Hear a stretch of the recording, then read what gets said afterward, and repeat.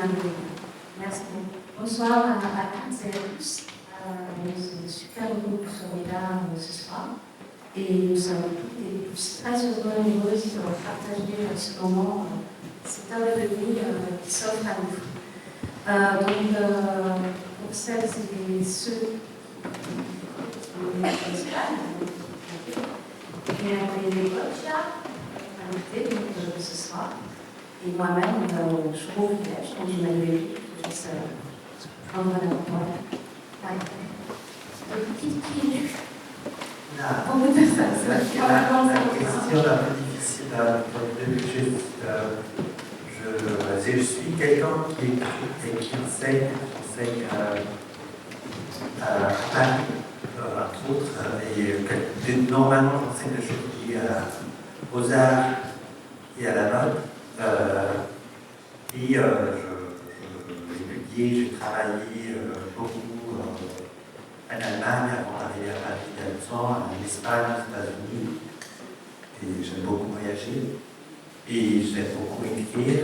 J'ai écrit quelques livres et j'aime beaucoup de plus en plus travailler aussi avec des artistes, pour les artistes. Depuis au moins 5-6 ans, je travaille aussi à côté ou avec des fondations d'art, des musées ou avec dont je parle de mes copains. Et depuis quelques ans, je fais aussi de temps en temps des vidéos d'animation, toujours avec la collaboration avec d'autres artistes, pas d'autres artistes, avec les artistes. Voilà plus ou moins ce que je fais. Je ne sais pas ce que je suis, mais c'est ce que je fais. Ok, très bien. Quant à moi, je m'appelle Liège, je suis artiste, j'ai une dessin, la vidéo, la performance et de beaucoup d'autres choses. Et j'enseigne à l'école à Marseille. Face à nous, c'est assez rigolo de dire ça parce qu'il y a beaucoup d'étudiants et d'étudiantes et de chers collègues, vous savez. Donc voilà, et je trouvais que c'était très important pour nous toutes et tous de rencontrer Emmanuelle ce soir autour de toutes ces réflexions, de toute sa réflexion autour des questions du vivant, autour des questions qui sont essentielles en ce moment, qui vous traversent toutes et tous. Je sais que dans vos ateliers, souvent, je trouve sur vos tables des livres d'Emmanuelle. C'est assez chouette en fait. Je me suis dit que c'était justement important que vous rencontriez quelqu'un aussi qui est dans la pensée. Et comme on vous le répète sans arrêt également pour les jeunes plasticiens, c'est que le faire et la pensée vont ensemble en fait. On ne peut pas se passer de nos penseurs, comme les penseurs ne peuvent pas se passer de nous en fait. Il y a un travail à faire ensemble. Voilà. Moi j'avais envie, Emmanuelle, de commencer par une première question autour de ton livre, Métamorphose. J'aurais aimé que tu nous racontes un peu le contexte de l'écriture du livre en question. Parce que je pense que ce qui se passe dans le monde au moment où tu l'écris, en fait, est quelque chose là dont nous avons tous ce et donc tout simplement, est-ce que tu peux nous raconter ce moment-là, en fait, quand ces métamorphoses, justement, ont émergé? D'un point de vue géographique Un point de vue plutôt, je vais te dire, un point plutôt thématique sur les choses qui...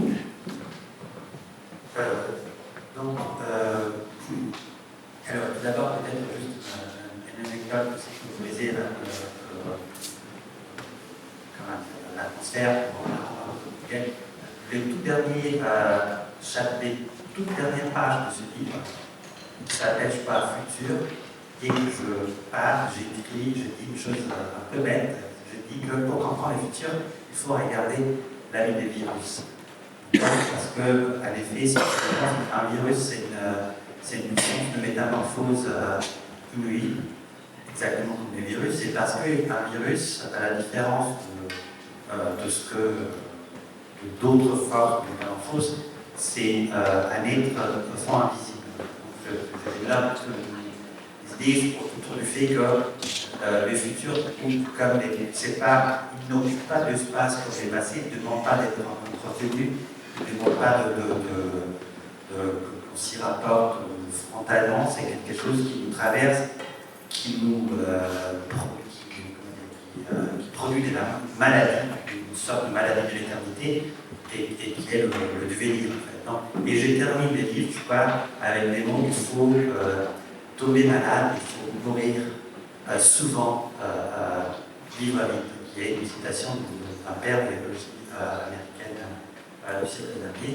Et j'ai écrit ces pages il y a désormais, je crois, 4-5 ans, et je me rappelle très bien les moments où le livre est sorti en France, les jours même de la fermeture de tout, en fait, sur l'île.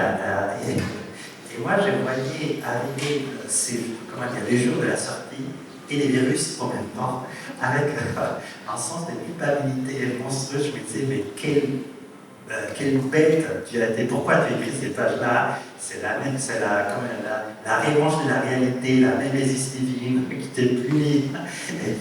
Et pendant 3 semaines, je n'ai pas dormi, j'étais tout angoissé. Donc, juste pour raconter un peu les contextes, pas de l'écriture, mais de la sortie. Et pour ceux qui concernent d'abord peut-être les livres sur des contextes, des livres parlent de. En fait, quand j'ai commencé à écrire un livre, je n'ai aucune idée d'où je vais aller. D'ailleurs, j'ai écrit juste avant pour découvrir où est-ce que les livres va me conduire. Donc, je me rappelle très bien lorsque j'ai dû signer un contrat avec l'éditeur, j'ai dit le titre parce que j'avais en tête depuis des années la fascination d'un enfant qui voit la transformation d'un papillon, en fait. Et c'était si simple que ça. Et j'ai découvert que cette fascination est liée au fond à une idée plus profonde, elle est liée au fait, c'est l'idée qui est là, que de fait, tout être vivant se rapporte à soi-même, au monde qui l'entoure et aux autres espèces, exactement comme un papillon se rapporte à soi-même un peu que chez lui. L'idée du livre est très simple. C'est que la vie présuppose toujours ce rapport presque plastique, technique, artistique, si vous voulez, à soi-même. Et la première évidence du fait qu'on est tous et toutes des chenilles qui essaient de devenir papillons, c'est au fond la naissance. Pourquoi? Parce que la naissance, si vous y pensez, c'est un fait à la fois très universel, car c'est les phénomènes les plus universels parmi les êtres vivants. Tous les êtres vivants doivent naître pour exister, ce qui fait que d'ailleurs, on parle de tous les êtres vivants comme des êtres naturels. Les mots nature viennent du mot naissance. Donc la nature, c'est l'ensemble des êtres qui doivent naître pour exister. Ce qui semblait être une tautologie, mais il ne l'est pas. Pourquoi? Parce que naître, c'est une chose très bizarre. Ça veut dire, au fond, que chacune et chacun de vous, pour arriver à exister, n'a pas pu s'emparer d'un bout de matière vierge qui était là, d'occuper, a dû prendre, soit s'emparer, implanter de la matière qui était déjà en vie, qui était la matière de vos parents, d'une vie qui était déjà là. Donc la naissance fait que tout être vivant est un acte de recyclage. On vit toujours une vie des secondes, en fait. On vit toujours une vie qui a déjà vécu. Et on oblige cette vie à revivre encore une fois, où on oblige une chose qui était créée et qui avait été créée pour d'autres, pour faire autre chose. Moi, je suis en train de faire revivre la vie de ma mère et de mon père, qui avait vraiment été créée pour faire toute autre chose que ce que je fais. J'ai mis en cause des désirs, des destins, des imaginations totalement étrangères. Donc, d'une certaine manière, à cause de la naissance, on est obligé à tirer de la chenille que naît une sorte de métamorphose, une sorte de papillon. Donc, c'est ça l'idée fondamentale du livre. Et si tu me demandes, donc à cause de la naissance, d'une certaine manière, je viens en contexte, à cause de la naissance, au fond, tout d'abord, c'est très beau d'être aussi penche. La naissance veut dire, le fait qu'on est tous et toutes nés, veut dire que par exemple, on est beaucoup plus, comment dire, âgé de ce qu'on imagine. De toute façon, le fait que je suis né, c'est-à-dire que j'ai dû recycler la vie de ma mère, de mon père, veut dire que la vie qui est en face de vous est beaucoup plus âgée que de l'âge de mon corps. Moi j'ai 46 ans, mais comme la vie était déjà là, elle avait déjà 30 ans lorsque ma mère a couché, donc mon corps a déjà, ou la vie qui perd mon corps, a déjà 66 ans, mais ma mère était née, etc. Donc chacune et chacun de vous a un âge qui correspond à l'âge de la vie sur Terre. La naissance, c'est ça, c'est cette continuité entre tous les êtres vivants qui fait qu'il n'y a pas eu d'interruption. Et donc, chacune et chacun de nous véhicule une vie très ancienne. Et à chaque fois, tout vivant opère cette magie qui transforme la chenille du bout de matière qu'elle était en papillon. Et si vous y pensez, le livre essaye de projeter cette idée qui se donne dans les rapports que chacun ou chacune entretient avec soi-même, au rapport que chaque vivant entretient avec le monde, l'espace environnant et les autres êtres vivants, en fait, les autres espèces et les autres êtres vivants qui appartiennent à la même espèce. Ce qui donne, au fond, un tableau aussi. Si on observe la nature de ce point de vue, on voit que la nature est beaucoup plus proche de l'art, de ce qu'on imagine, est beaucoup plus proche d'un énorme musée, on y reviendra peut-être, qu'à cette espèce d'étrange espace que la biologie nous oblige à voir comme l'espace de compétition où chacun et chacune essaie de devenir de plus en plus adapté à l'environnement. Mais ce qui est intéressant, et là je termine et je viens à la question de contexte, c'est que ce qui peut-être m'a poussé à écrire aussi ce livre, c'est que si on regarde tout être vivant à partir de la naissance, on doit accepter que tout être vivant est en fait une forme de migration psychique, au fond, et on peut le voir du point de vue, si vous regardez la naissance du point de vue de la mère qui donne naissance. C'est très bizarre, j'en parle de manière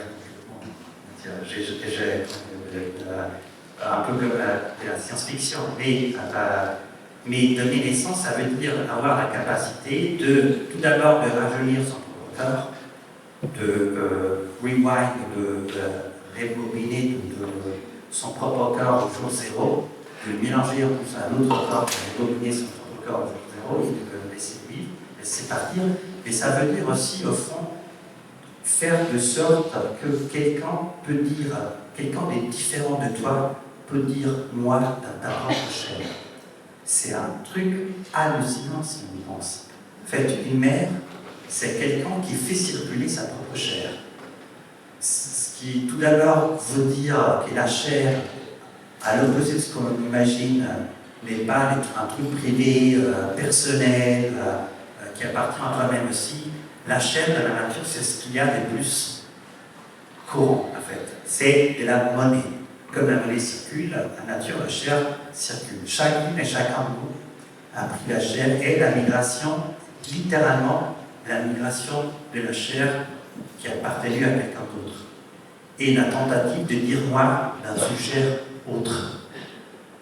Moi, je vais dire moi dans la chair qui appartenait à mon père et à ma mère, et en plus dans une chair mélangée, même un peu bâtard, et très en détresse. Mon père et ma mère, je ne sais pas trop de leur vie. Moi, je dis que je les ai transformés en jumeaux siamois, donc c'est vraiment la catastrophe. Mais j'ai dû vivre, dans cette espèce de chair que j'ai louée. Donc, si tu me demandes quel est le contexte, peut-être c'était dans un monde où, je pense, la migration devient de plus en plus l'effet structurant au sens politique et biologique, c'était important peut-être de redessiner un cadre du vivant à partir de ce fait, du fait que la migration ne commence pas lorsqu'on sort de sa maison, lorsqu'on sort de son chez-soi. La migration commence par la naissance. La naissance est déjà une forme de migration de la chair. En fait. Une chair qui appartenait à quelqu'un migre. Même pas physiquement, migre d'un point de vue, tout d'abord, oui, migre physiquement parce qu'il faut sortir du ventre de sa mère, mais il y a cette migration bizarre qui est plus une migration psychique. La chair de ma mère a dû accepter qu'un autre moi s'installe.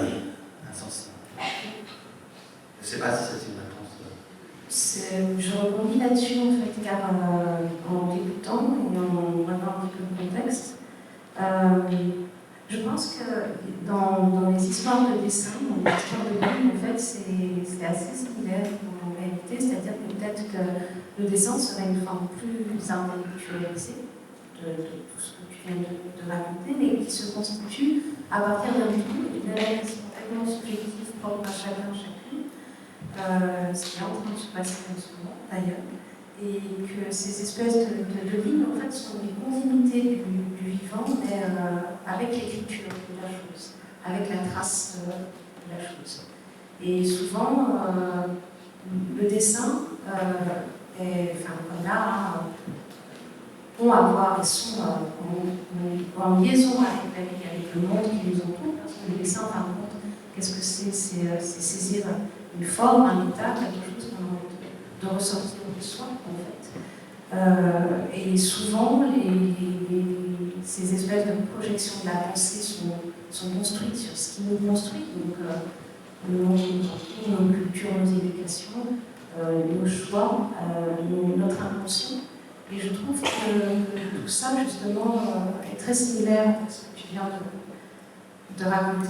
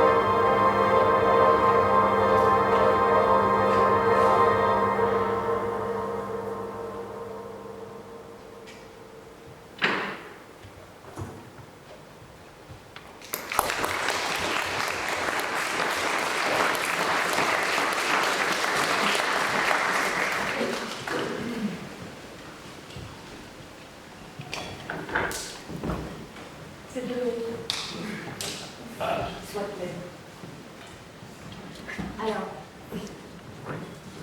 à présent, s'il te plaît, j'aimerais que nous abordions une autre question, enfin plusieurs autres questions en réalité. Alors, j'ai cité, déjà, avant toute chose, pour moi, ce qui caractérise moi mon travail et ce que je trouve très fort là-dedans, c'est qu'il y a une forme de je ne sais pas si on peut dire transversalité ou pluralité des connaissances et des références. Je veux dire,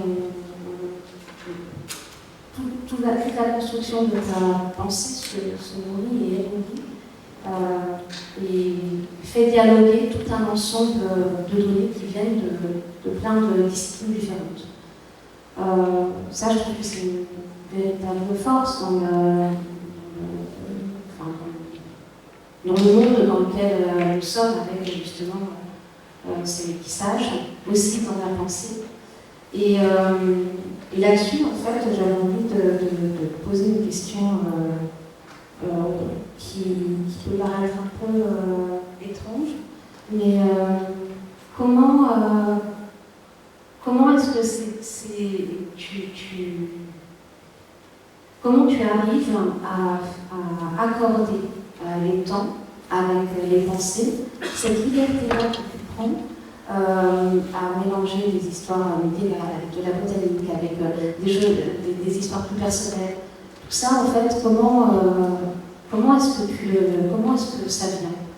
Je dis ça parce que c'est très proche d'une démarche d'artiste, en fait. Donc cette liberté-là est prise. Alors souvent, dans l'univers des théoriciens, on imagine toujours que les choses sont balisées, qu'il y a un modèle, un concept à suivre et qu'on ne peut pas interroger, alors que dans la construction que tu nous proposes, dans les différents écrits que tu nous proposes, c'est vraiment, il y a des libertés qui sont prises.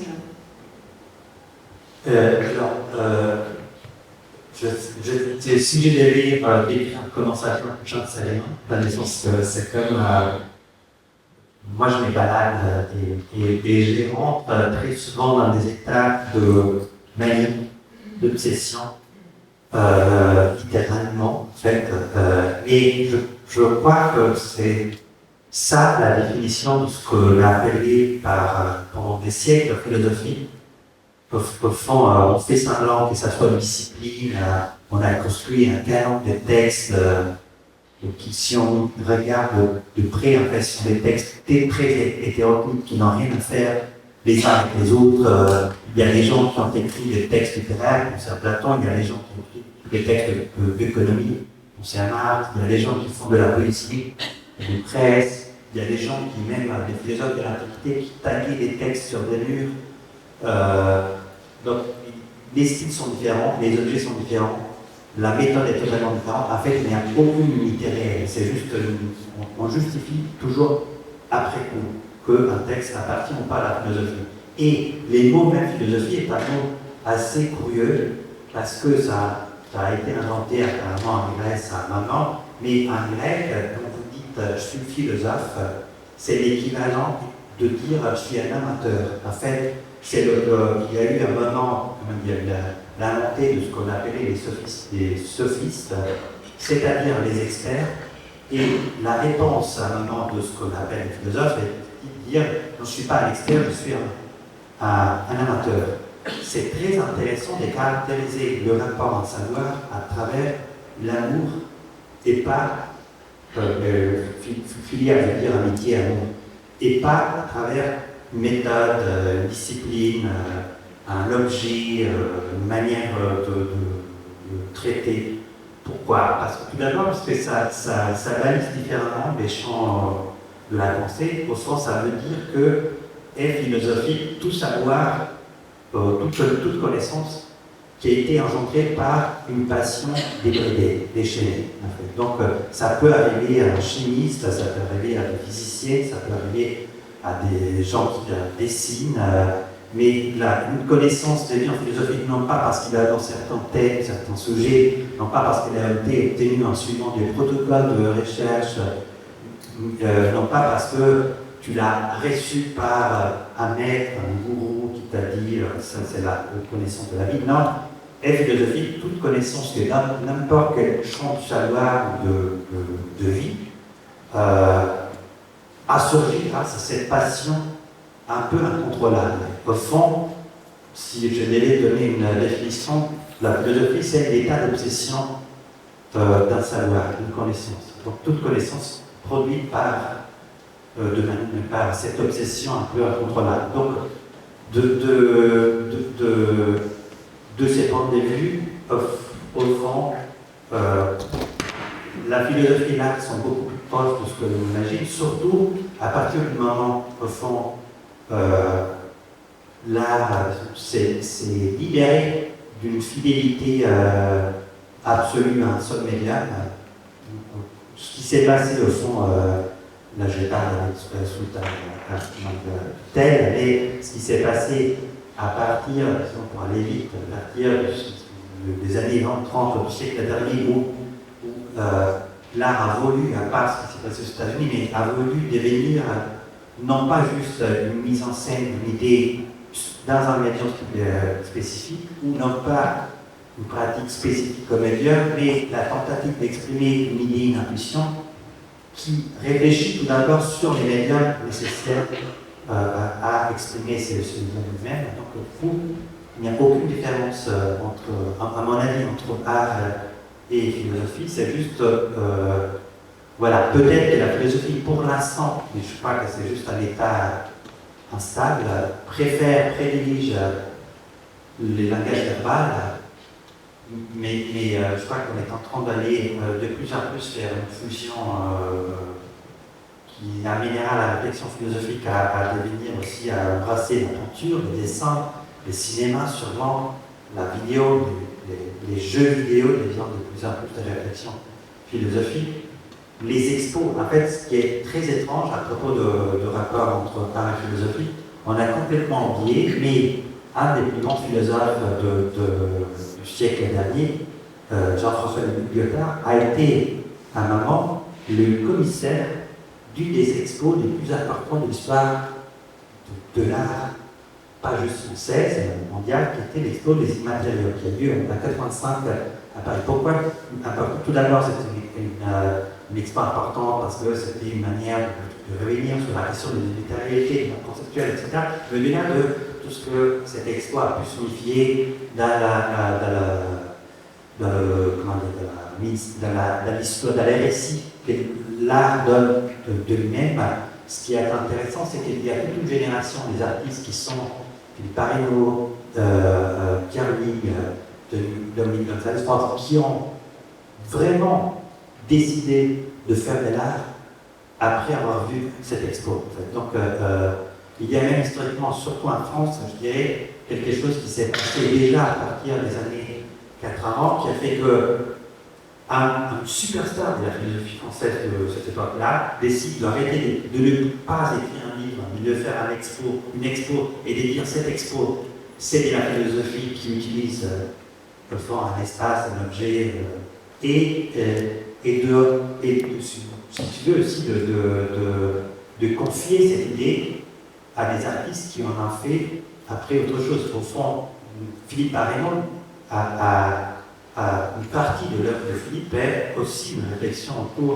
du fait qu'est-ce que ça veut dire faire des expositions, au fond, et dans quelle mesure l'art ne peut pas renoncer à ces médiums, qui est un médium autonome même de médium d'essence, d'autres médiums. Donc, pour finaliser un peu la réponse, il y a d'un côté quelque chose qui est lié à ce qu'on appelle philosophie. Je pense que si tu faire de la philosophie signifie s'ouvrir au fond. Et même quand j'étais petit, je m'appelle, moi j'ai eu un parcours scolaire très très décousu. J'ai été envoyé par ma mère dans une école agricole en fait, pour devenir paysan. Et c'était un geste très bizarre, c'était un geste inconsciemment féministe. Ma mère a envoyé ma sœur aînée dans l'école d'élite où on apprenait privé catholique très cher, on apprenait les grec et latin, et moi et mon frère, on nous a envoyés dans des écoles techniques, et moi, pour ce qu'il fallait apprendre un métier, c'est pour ça d'ailleurs peut-être que j'ai devenu prof pour démontrer à ma mère que non seulement j'étais capable de devenir d'aller à la fac, mais même d'enseigner. Parfois, les parents donnent voix royale aux enfants, même la délégation. Et après, je me rappelle, j'ai dû décider quoi faire. Évidemment, je savais que ce qui m'intéressait, c'était le livre, la littérature, l'art, etc. Et j'ai consciemment étudié. Je me suis dit, je fais de la philosophie parce que c'est les études qui me donnent un prétexte pour m'occuper de n'importe quoi sans avoir un diplôme. Donc, il y a ça, il y a eu sûrement ça. Il y a aussi une curiosité qui est liée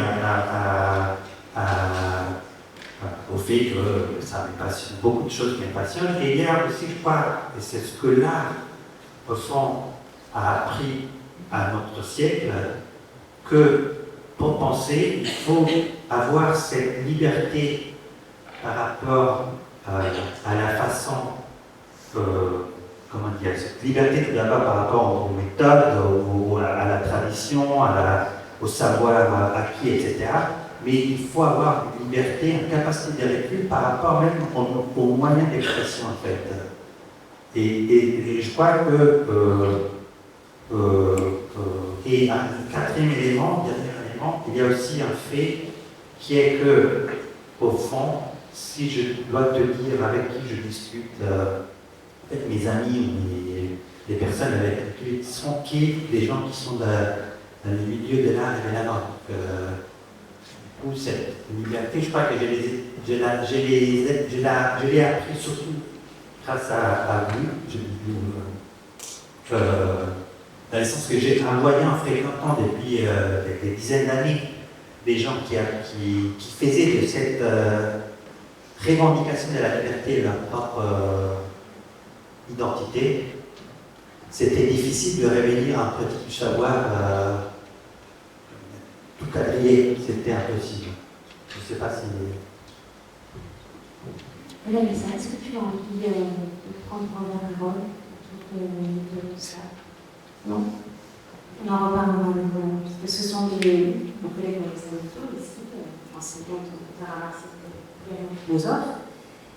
Ce sont des questions qui nous traversent aussi à l'école sur comment dans l'enseignement trouver ces territoires-là pour tout simplement échanger, créer un élan aussi bien la pensée que le faire.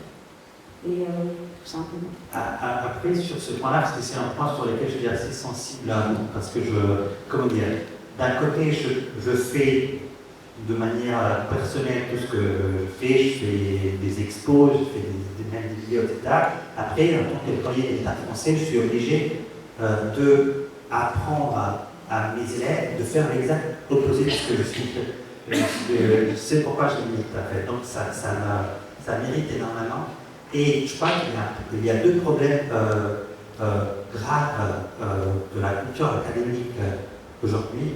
Tout d'abord, il y a une espèce de fixation obsessionnelle qui n'a rien à faire avec ni la méthode, ni avec le langage écrit, et surtout avec une forme rhétorique spécifique qui est laissée avec note à bas de page. En fait, si tu enseignes à l'université, tu es obligé à tester la connaissance de tes élèves. Tu peux faire n'importe quoi, de la socio, de l'anthropo, de la littérature, de la philo, n'importe quoi, et à la fin du séminaire, tes pauvres élèves doivent te rendre un essai une note à bas de page.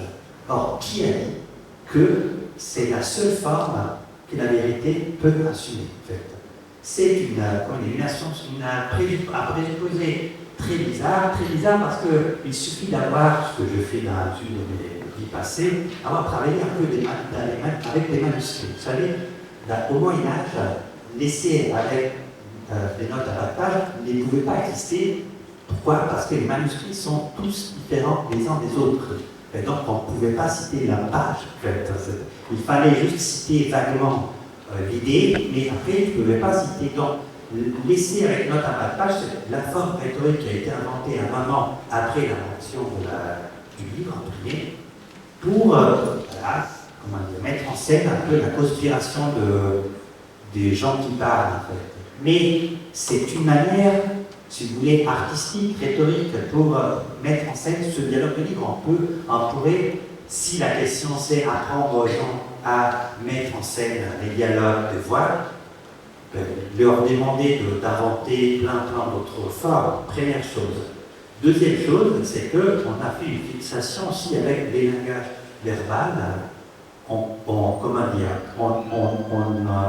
Je suis obligé à éduquer, à apprendre à mes élèves à écrire dans cette espèce de langage, de ce jargon très ésotérique, qui est maîtrisé par très peu de gens dans le monde et qui s'adresse à très peu de gens dans le monde, dans un contexte, on parlait de contexte, où nous passons notre vie à nous envoyer en fait des photos et des vidéos, et à parler par des médias iconiques.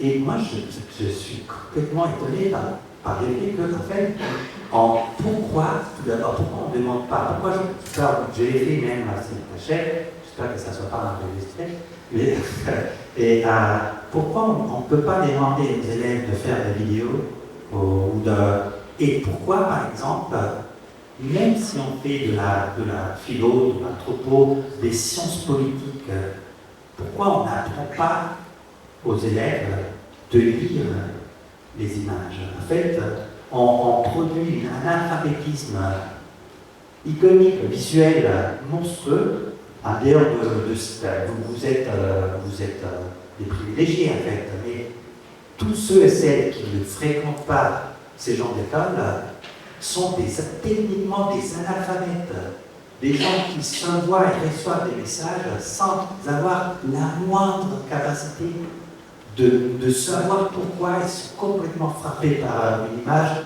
et pas par une autre.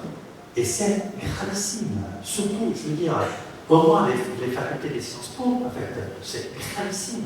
En fait.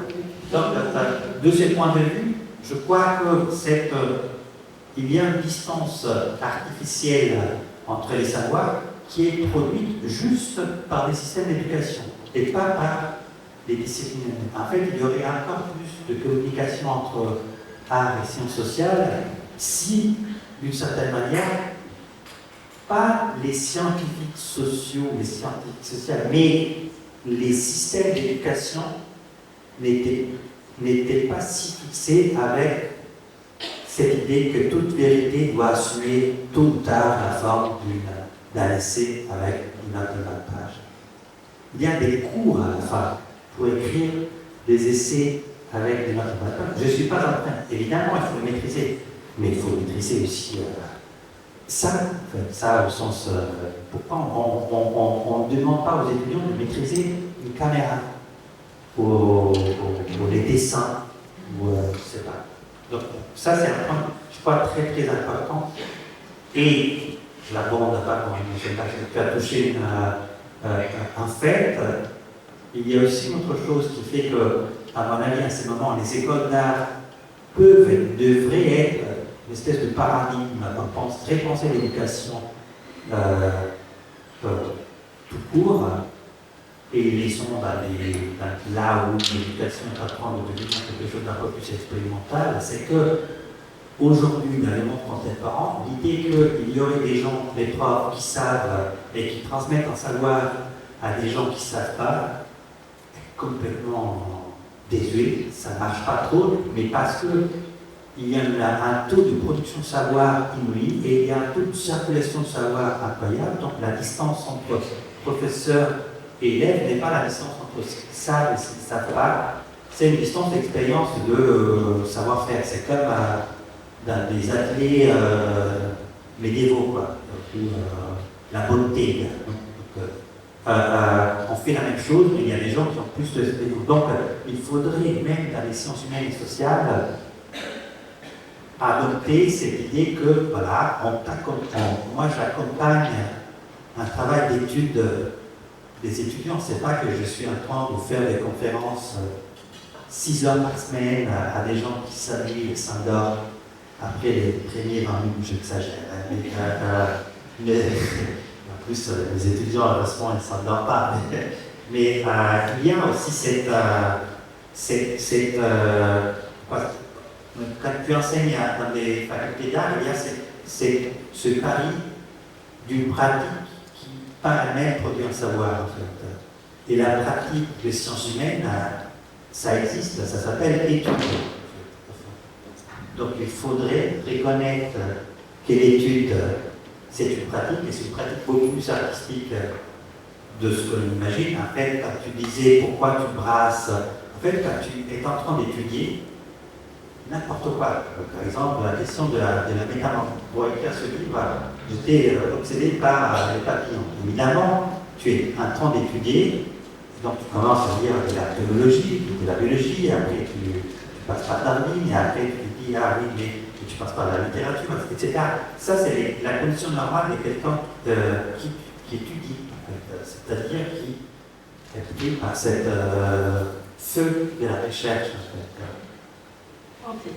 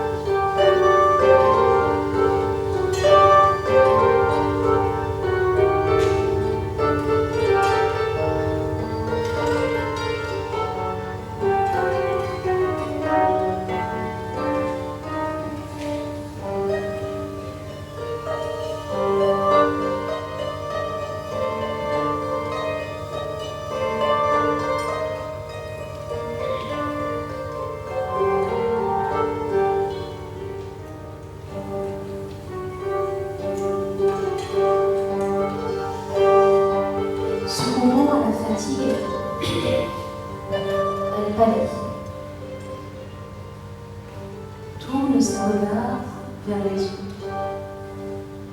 Les eaux du pays. Elle s'écrie. S'il est vrai que les fleuves ont la puissance des dieux, ô mon Père, secourez-moi. Détruisez en me changeant cette beauté qui cause mon malheur. À peine elle achevait cette prière, que ses membres s'engourdissent. Une écorce légère enveloppe son sein délicat. Ses cheveux verdissent en feuillage, ses bras s'allongent en rameaux. Ses pieds naguère si rapides prennent racine et s'attachent à la terre. La cime d'un arbre couronne sa tête. Il ne reste plus d'elle-même que l'éclat de sa beauté passée. Apollon l'aime encore, et pressant de sa main le nouvel arbre, il sent sous l'écorce naissante palpiter le cœur de la fille.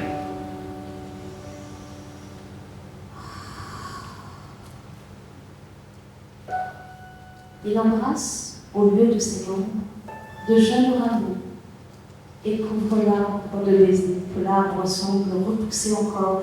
Ah, dit-il, puisque tu ne peux devenir l'épouse d'Apollon, sois son arbre du moins, désormais ton feuillage couronne mes cheveux, ma ligne et mon carquois.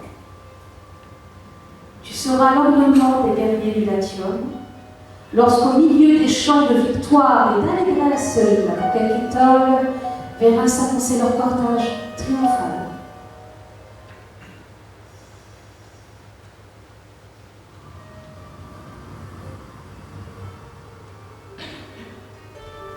Et de même que ma longue chevelure, symbole de jeunesse, sera toujours respectée des ciseaux et des sangs, je veux aussi paraître au feuillage d'un printemps éternel. Il dit, et le laurier, inclinant ses jeunes rameaux, agita doucement sa cime.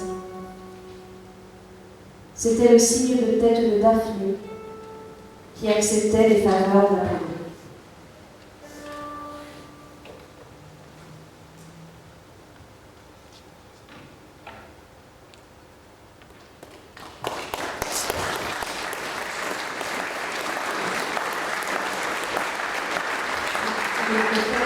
Pour certains, il s'agissait d'un extrait du livre 1 de Métamorphose d'Ovide, écrit au 1er siècle. Et j'ai fait le choix en fait, de ce texte, pour plusieurs raisons.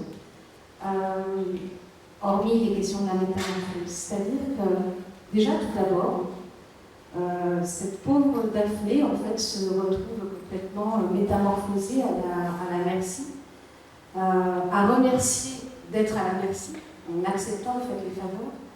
Et je trouve que ce texte, en fait, retranscrit à notre époque, avec les enjeux qui sont les nôtres, à savoir la position des femmes, le féminisme, aujourd'hui aussi. Ces images aussi de l'autorité. C'est-à-dire que vraiment, on la métamorphose de manière à la garder, elle ornera les têtes des guerriers. Tout ça est vraiment une espèce d'ordre masculin qui s'organise autour de ce mythe. Et en même temps, parallèlement à ça, il y a quelque chose de l'ordre de l'oubli presque, c'est-à-dire de la résilience. Et donc du coup, tu parles beaucoup justement de la mère, de la chair, tu parles de Gaïa.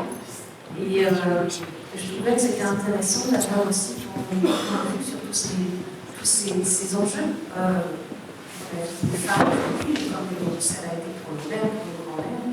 Mais sauf qu'au XXIe siècle, il y a quand même une nouvelle génération qui met vraiment à jour beaucoup de choses qui n'est pas nouvelle en fait. Et pourtant, on n'est pas si vieux que ça. Et les choses s'accélèrent dans des revendications ou alors des redéfinitions. C'est comme si cette jeunesse-là, qu'importe le genre, éclairait en fait ces situations injustes, ces situations d'autorité. Et je trouvais, tu es papa toi-même, et je trouvais que c'était intéressant d'avoir aussi ton regard sur, voilà, si tu avais à parler aujourd'hui autour des femmes, comment tu as pensé à parler de ça, comment tu vis, tu regardes, tu observes tout ce monde. Alors, j'ai pas à parler, j'ai à apprendre en fait, beaucoup. Tout d'abord parce que, comme tu as dit, je suis père et père d'une fille qui a 7 ans. Et je me rappelle très bien un moment où j'ai appris quel genre ma fille, quel sexe ma fille c'est quel genre bras, et lorsque on fait les analyses, comment ça s'appelle, l'échographie, et nous a dit ça sera une fille, et je me suis senti à la fois soulagé et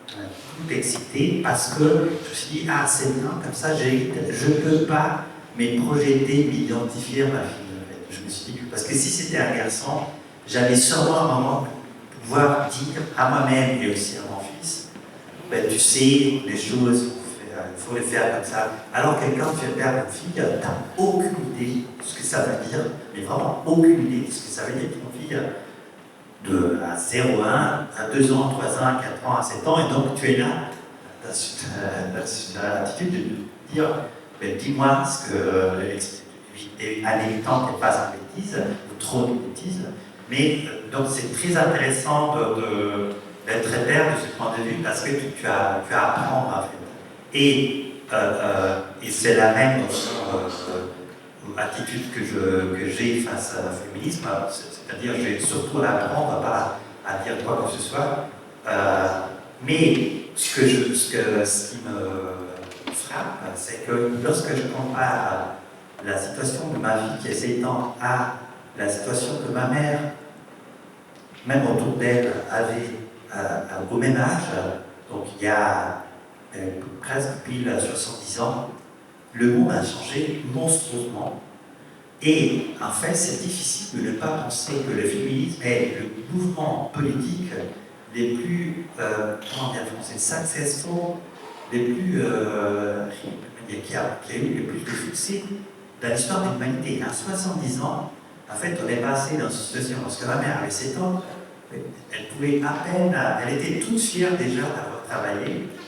Je dis, oula, c'était la première femme dans sa famille qui allait faire, qui avait un job, et elle ne pouvait même pas imaginer, comme ma fille peut imaginer, de devenir un jour, je ne sais pas, n'importe quoi, même quelqu'un comme Christine Lagarde qui fait bouger des milliards d'un continent à l'autre et décide des destins de milliards de personnes en fait. Donc, pourquoi je dis ça? Parce que je pense qu'on est dans un stade où.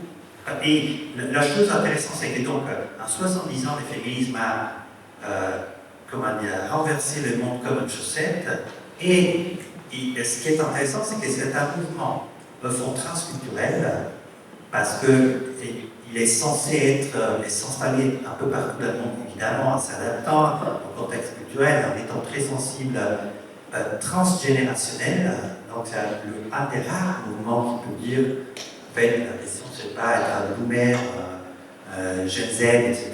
Et aussi transpolitique, au sens que peu importe que tu sois de droite ou de gauche, et ça c'est très très rare, en fait, le féminisme, même la plupart de mesures féministes en Allemagne ont été adoptées par le gouvernement de droite. En fait. Donc,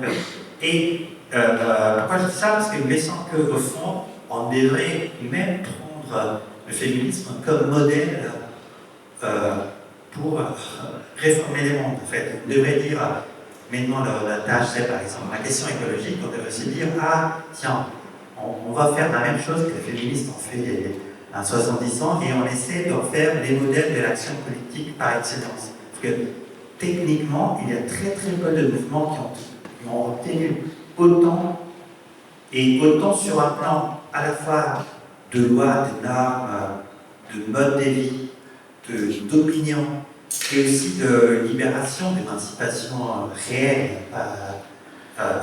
Et donc, c'est la politique qui devrait partir de là, en fait. Même à s'élargissant d'autres. Donc, la seule chose que j'ai envie de dire, à part les faits qui avaient évidemment appris,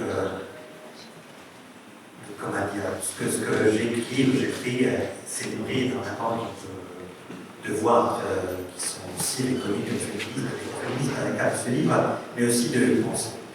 Ce livre, par exemple, doit beaucoup à une biologiste, qui est peut-être un plus grand biologiste du siècle dernier, l'équivalent de Galilée pour la physique, qui est Leonard Wilson, qui est aussi à l'origine de tout ce que Leonard a fait. Donc,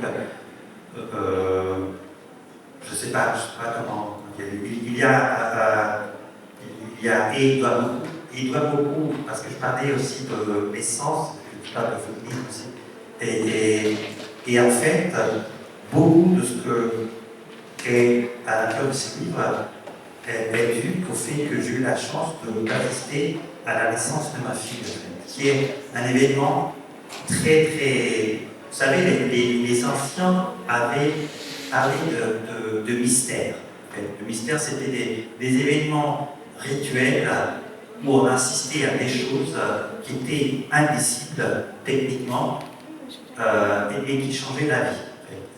Quand tu assistes à la naissance d'un enfant, C'est quelque chose de ce type-là, dans le sens que si je lui dis, ben voilà, ça semble très trivial, ça semble, et pourtant, tu passes par ces tunnels et ton regard bascule, mais complètement.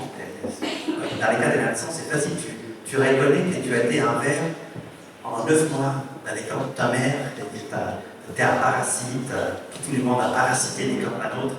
C'est très très troublant et c'est très. Mais du coup, comment dire, il y a au-delà de la pensée, où il y a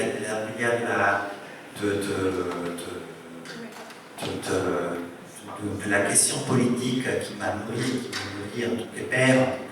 Il y a aussi quelque chose qui est, dès que tu t'attaches à la naissance, tu es obligé à avoir ces rapports bizarres de ces corps très très bizarres qui sont des corps qui donnent naissance aux autres corps. Voilà, ce sont les 3 éléments qui méritent à cet événement métamorphique dont tu veux parler. Ok, et j'ai une autre question également qui est assez simple. C'est vraiment sur la. Selon toi, sur les questions ouvertes.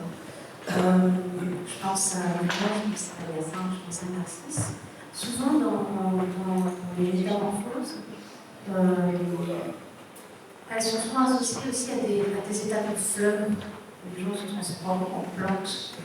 Tu penses que ça vient de quoi dans l'imaginaire de l'humain? Est-ce que ça se réfère à quelque chose de spécifique? Comment se fait-il que dans cette mythe, souvent, la transformation, hormis le fait d'être forcément animal, est végétale? Mais tout d'abord, la fleur est comment dire, l'être le plus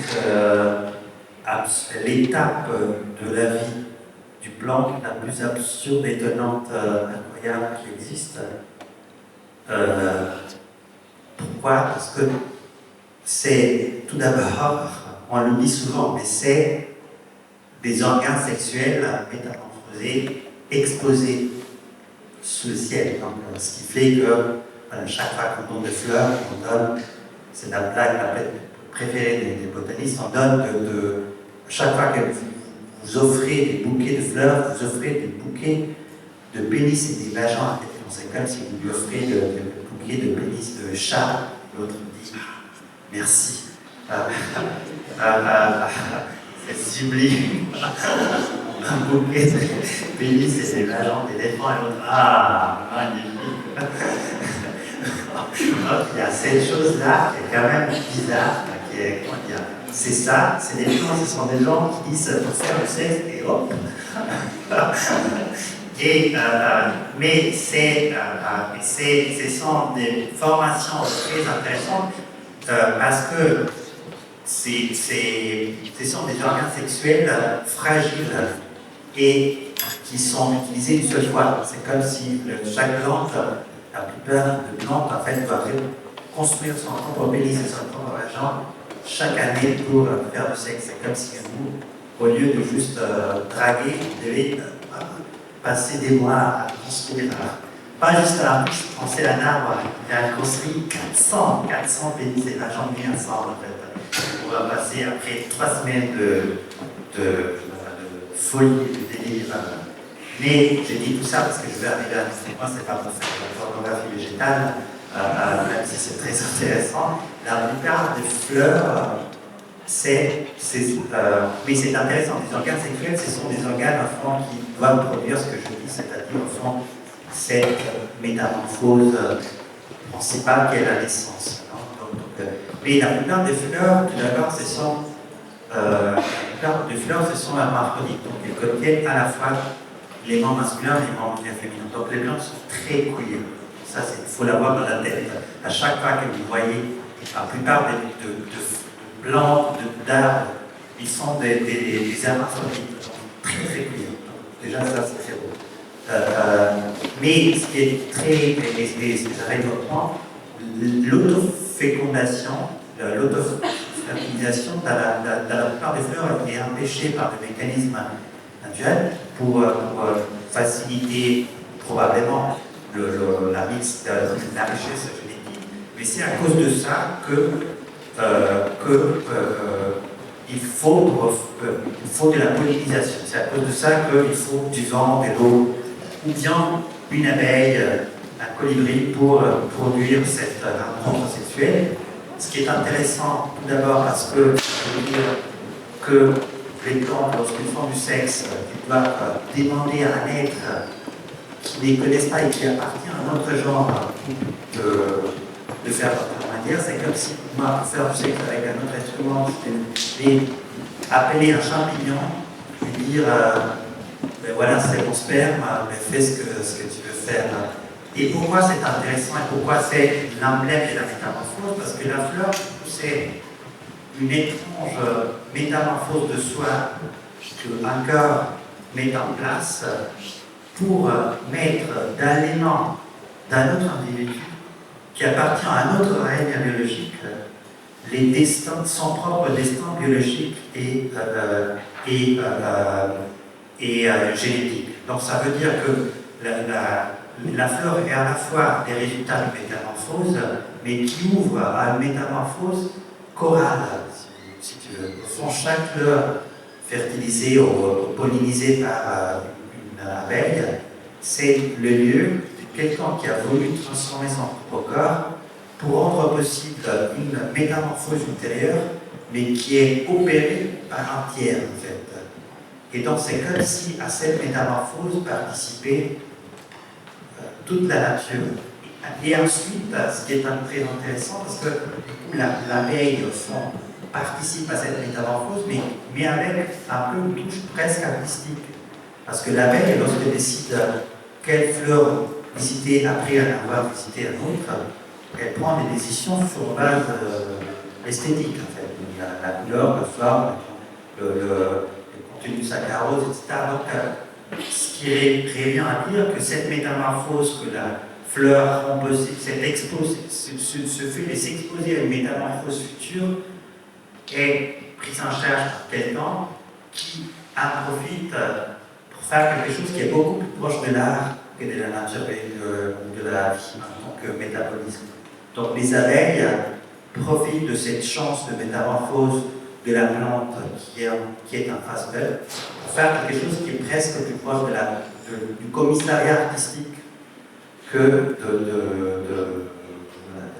donc c'est pour ça, je pense que la fleur incarne cette espèce de métamorphose à chasser d'un être qui s'est métamorphosé pour passer à travers une autre forme de métamorphose qui prend en charge plein d'autres gens.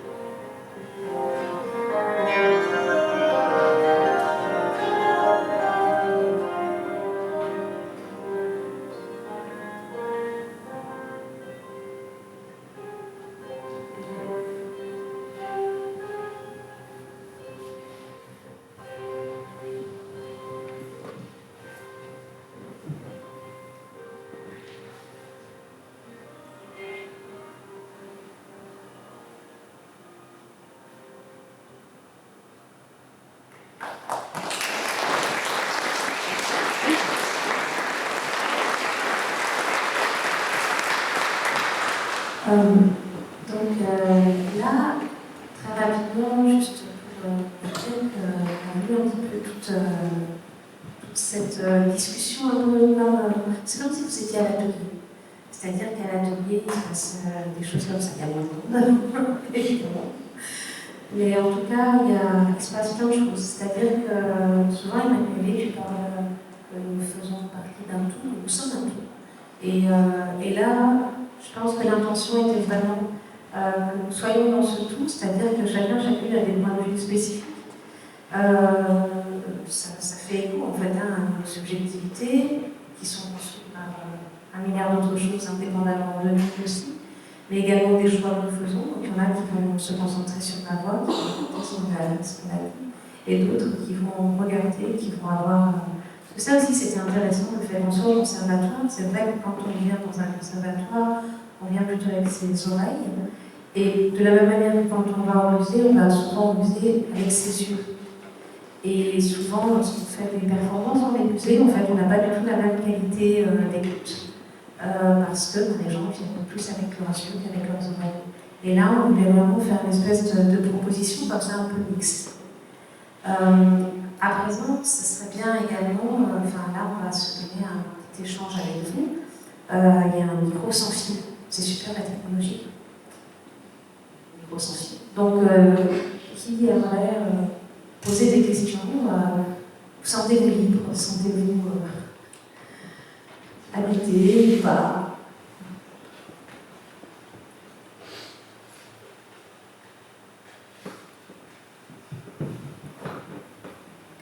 Soyez pas timide. Vous n'avez pas de questions? Aucune? Moi, ça va, hein, en même temps. Alors, moi, j'en ai encore, aussi, vous savez. Non, alors, là, en revanche, une chose est sûre et certaine, c'est que là, si quelqu'un veut, une vingtaine de minutes, si quelqu'un veut prendre la parole, n'hésitez pas à nous couper, on ne va pas manger. Si, on va manger, en fait, on va nous faire. On va bien vous cuisiner. Non, mais moi, il y a quelque chose que je trouve intéressant peut-être à évoquer, c'est justement la question de l'image de la représentation, c'est-à-dire que souvent, on parle de la nature, du vivant, de l'humain, du non-humain, surtout aussi dans les arts plastiques. C'est-à-dire qu'il y a souvent un grand écart, en fait. C'est-à-dire qu'on va dans la première, dans mon travail, on va être dans l'interprétation et la figuration de la chose, du sujet. Alors qu'en réalité, lorsqu'on pratique vraiment un paysage, les choses sont même moins confortables quand on se confronte à la matérialité, en fait, au réel. D'un seul coup, en fait, on se rend compte que, par exemple, la jungle luxuriante que nous étions en train de peindre ou de dessiner est beaucoup plus complexe en fait à pratiquer. Et donc, du coup, qu'est-ce que tu penses en fait de ces étapes à différence? Alors, je pense à te répondre par une anecdote qui m'est arrivée cet été. Je ne sais pas si vous connaissez un peintre sublime, un brésilien qui habite Rio et qui fait partie de cette génération d'artistes à Rio qui ont vécu longtemps autour du jardin botanique. Lui, il s'appelle Luis Zerbini. Il fait des peintures immenses qui mettent en scène, entre autres, la forêt amazonienne, mais dans un état qui est toujours habité par les populations amazoniennes, habité même par nous, par la modernité, etc. Et il fait partie de toute cette génération à laquelle appartiennent Ernesto Neto, Adriana Valejar, c'est génial, etc. Mais cet été, j'étais pour la première fois enfant, j'ai resté quelque temps dans la forêt amazonienne. Et j'étais très excité parce que j'étudiais même la botanique, etc. Je vais très très souvent au Brésil, je connais très bien la littérature, j'adore la littérature brésilienne et je connais beaucoup et je travaille beaucoup avec les artistes brésiliens. Et je me rappelle la toute première impression quand je suis rentré c'était un après-midi dans la forêt. Je me suis dit, oula, je suis à l'intérieur d'un tableau d'égoïsme. En fait, ça m'a très troublé. C'est normal parce que, en effet, si vous regardez les tableaux d'égoïsme, il a trouvé la manière pour te faire sentir même cette densité incroyable qui est propre à la forêt amazonienne. De toute façon, la forêt amazonienne, c'est l'explosion de la biodiversité, c'est-à-dire c'est un espace qui est dense de forme, en fait.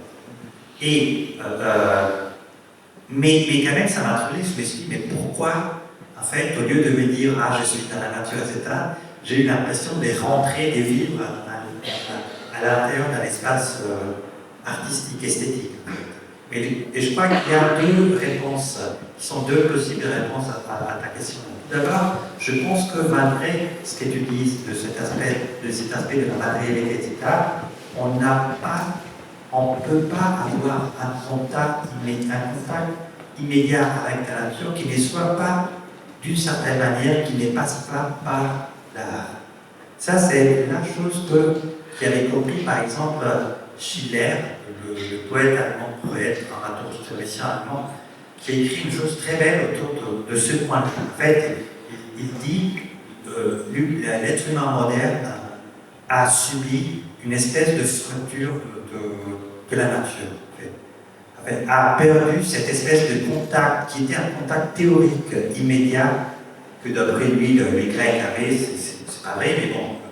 C'est-à-dire l'idée que tu as un contact avec la nature qui te permet de la contempler dans sa totalité.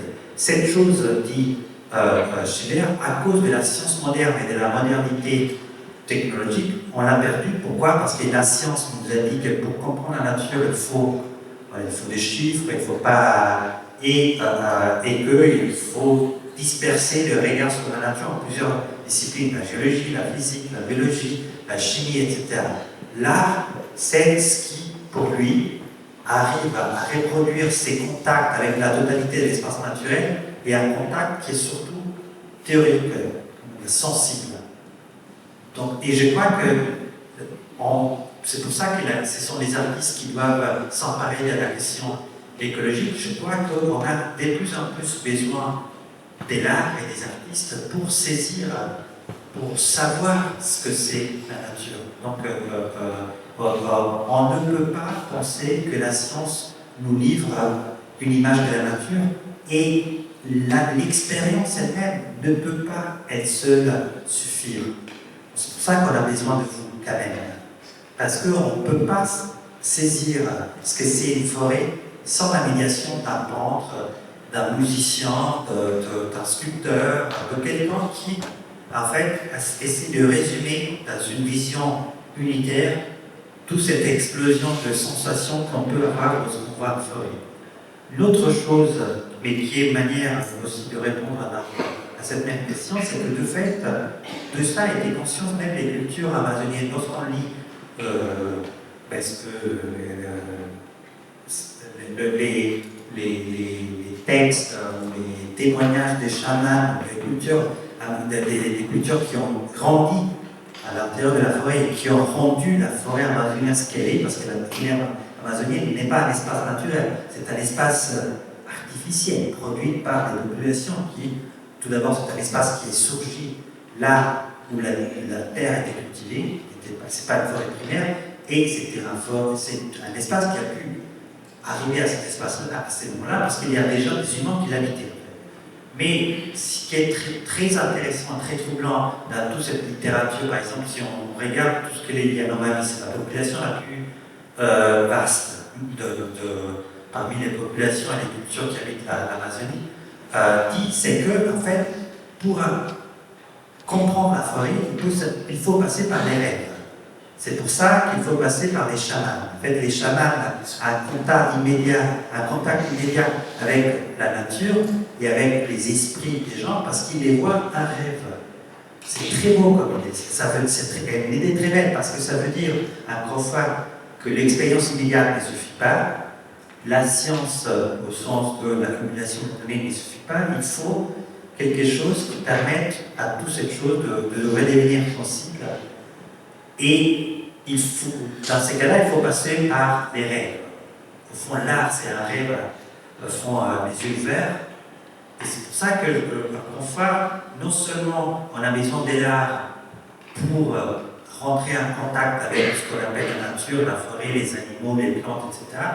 Mais je dirais encore plus, et ça c'est ce que, au fond, les Yanomami disent, c'est que la véritable forêt, c'est la forêt dans les rêves, pas dans la matière.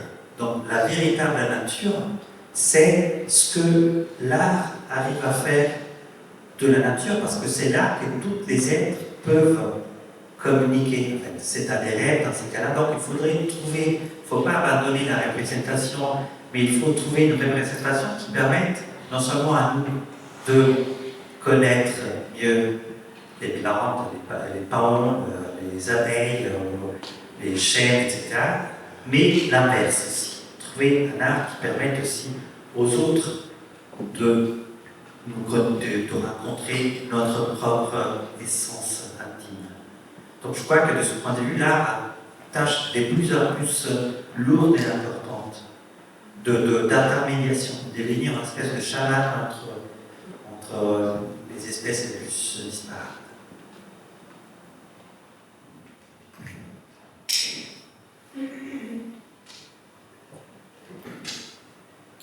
Quelques questions, toujours bien.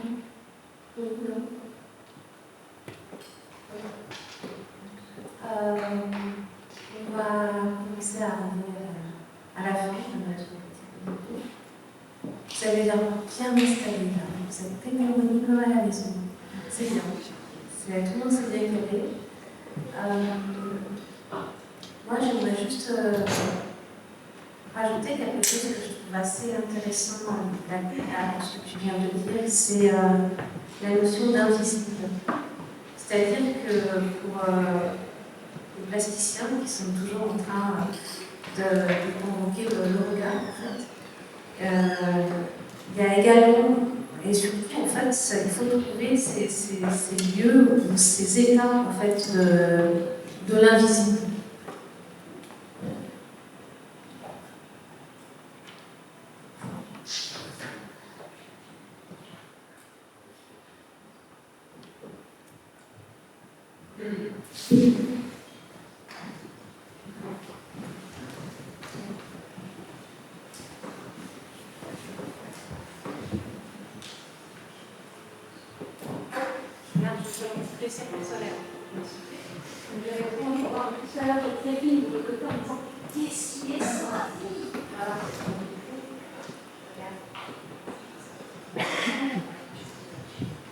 Mais on peut voir, nous.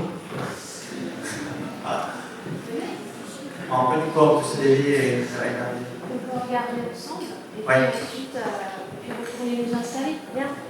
Tu peux venir voir. Tout le monde, tout le monde.